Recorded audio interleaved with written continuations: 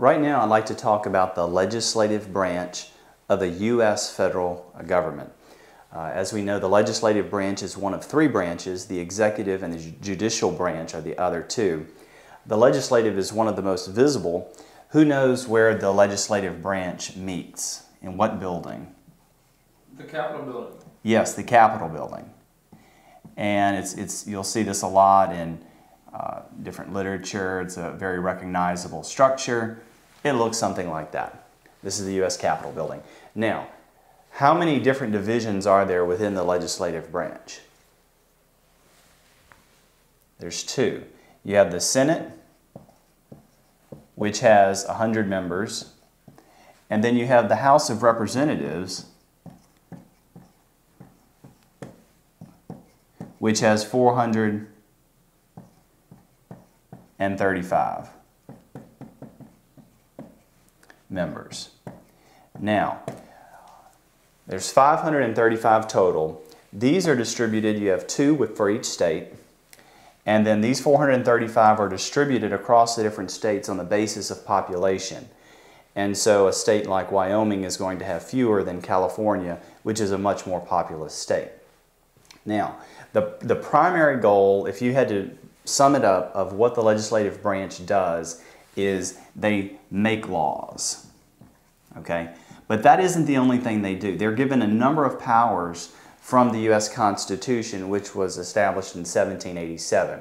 What are some of the powers that they do? Taxing? Taxing. The U.S. Congress is the branch that is responsible for taxes. So if you want to complain about taxes, you can take it up with Congress. So they deal with taxes. And part of that, when you take in money, that's revenue, but then they also are responsible for the spending side of that. And so spending, because they come up with the federal budget. And so all the money that gets spent, Congress is the one that decides where it gets spent. What are some other things that they are responsible for? They can declare war. Congress is the only body that is authorized to declare war. I know in recent history, it seems that presidents have just been taking executive powers under their own authority and effectively declaring war, but Congress is authorized by the U.S. Constitution to declare war. And so, for example, in World War II, it was Congress that voted to declare war on first Japan and then Germany as we got into World War II. What else? To impeach? Impeach. If a president does something that everyone considers to be treasonous or horrendous enough that they should be removed from public office, the Constitution has given the legislative branch the power to impeach the president and other members that are considered to need to be removed.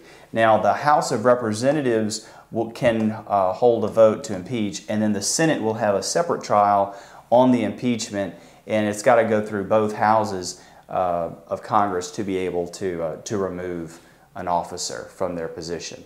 What else? Treaties? Treaties.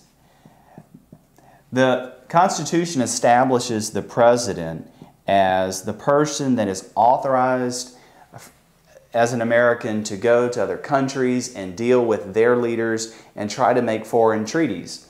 But once the president comes back, Congress is the one that has to vote to approve those treaties. And again, there's a check and balance there. The president can initially negotiate it because it's better to have one person sitting across the table and making those negotiations.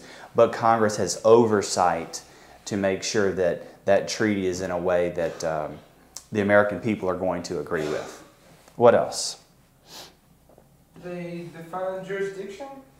The Congress has the authority to set jurisdiction. And so there's been some talk, in fact, of passing legislation and saying that the courts can't touch this. Congress can say that a certain area is off limits to the judiciary. And so while the judiciary has judicial oversight and judicial review over the laws that Congress passes, it is permitted by the Constitution for Congress to say that hands off, and the judiciary has no authority to deal with something. And so they set the jurisdiction of the courts. Any others? As you can see, the primary focus is to make laws, but there are a lot of other very important things that the legislative branch is responsible for. And sometimes when you think that, a lot of stuff, there's conflict and gridlock, it's because you have these two houses, the House of Representatives and the Senate. And something has to go through both houses to be able to become legislation, for a treaty to come in effect. And another thing is to confirm appointments. When the president appoints his his cabinet officers, if Congress doesn't like those cabinet officers, they can vote not to confirm the appointment. Or judicial appointments. The president makes a lot of appointment of judges, for example, Supreme Court judges, but Congress has to approve those selections, and if they don't, then the president has to go back to the drawing board and find another appointee to make. So a lot to remember, but this is a very important branch of our government, and through making laws, it impacts our lives every day.